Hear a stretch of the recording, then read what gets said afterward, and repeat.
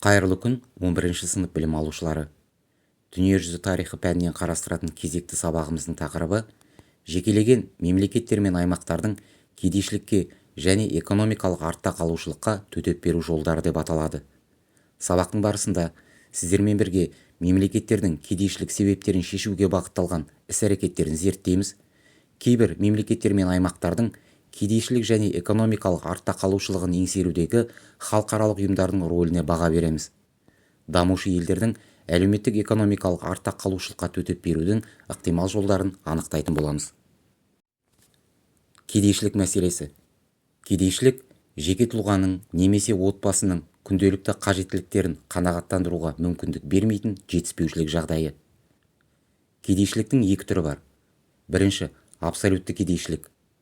Мұнда адам азық-түлік, киім, яғни өмірге қажетті нәрселер мен қарапайым қажеттіліктерді қанағаттандыра алмайды. Екінші, салыстырмалы кедейшілік. Адам қалыпты өмір сүру үшін бәрі бар, бірақ қоғамда қабылданған стандартты ұстап тұруға, мысалы, қымбат мобильді телефон немесе сапалы ноутбук сатып алуға қаражаты жоқ. Жоқшылық пен аштықты түбірімен жою, кірісті әділетті түрде бөлуді қамтамасыз ету адамзат алдында тұрған негізгі жаһандық міндеттердің бірі. Кедейшілік факторлары. Экономикалық, яғни жұмыссыздық, теңсіздік, оның ішінде төмен жалақы, еңбек өнімділігінің төмен болуы, саланың бәсекеге қабілетсіздігі. Әлеуметтік медициналық, яғни қарттық, науқастық деңгейдің жоғарылығы, мүгедектік. Демографиялық жағдай, яғни толық емес отбасылар, отбасы асырауындағы адамдардың көп болуы, тұрғындар санының көптігі. Халықтың білімі, біліктілігі, яғни білім деңгейінің төмен болуы, кәсіби дайындығының жеткіліксіздігі. Саяси, яғни әскери шиеленістер, мәжбүрлі көші-қон. Өңірлік географиялық, яғни өңірлердің біркелкі дамымауы. Діни, философиялық және психологиялық, яғни өмір сүру салты. Кедейшілікті төмендету үшін қабылданатын мемлекеттік шаралар. Жаңа жұмыс орындарын ашу, заңды түрде салықтан босататын төменгі жалақыны тағайындау, жағдайы төмен азаматтарға жәрдемақы беру, мемлекет кірісін жағдайы төмен таптар пайдасына бөліп беру, өндіріс пен экономикалық өсімді қолдау. Халықаралық ұйымдардың, мемлекеттер мен аймақтардың кедейшілікке және экономикалық артта қалушылыққа төтеп берудегі рөлі. Кедейшілікпен күрес Біріккен ұлттар ұйымы, Дүниежүзілік банк, экономикалық ынтымақтастық пен даму ұйымы, Еуропа кеңесі, халықаралық еңбек ұйымы сияқты беделді халықаралық ұйымдар қызметінің басы мәселелерінің бірі болып отыр. Кедейшілікті жеңу, оның ішінде жұмыспен қамту мәселелері халықаралық еңбек ұйымы конвенцияларында көрініс тапқан.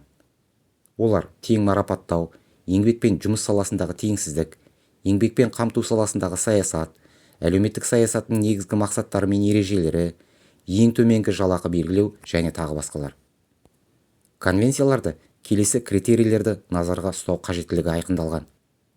Еңбекшілер мен олардың отбасыларының қажеттіліктері, елдегі жалақының жалпы деңгейі, өмір сүру бағасы және ондағы болып жатқан өзгерістер, әлеуметтік қамсыздандыру жәрдемақысы, басқа әлеуметтік топтардың салыстырмалы өмір сүру деңгейі, экономикалық даму талаптарын қосқандағы экономикалық факторлар, еңбек өнімділігін деңгейін және жұмыспен қамтудың жоғары деңгейіне қол жеткізу және оны ұстап тұру. ТАСИС бағдарламасы Еуропалық одақ бастамасымен ТМД құрамындағы мемлекеттерге орталықтандырылған жоспарлау жүйесінен нарықтық экономикаға өту мен демократияны нығайтуға көмектесу үшін жасалған. Кедейшілік мәселелеріне қатысты төмендегідей ұстанымдар белгіленген. Әрбір адам өз еркімен таңдаған мамандығы бойынша өзінің өмір сүруіне қажетті қаражат табуы тиіс.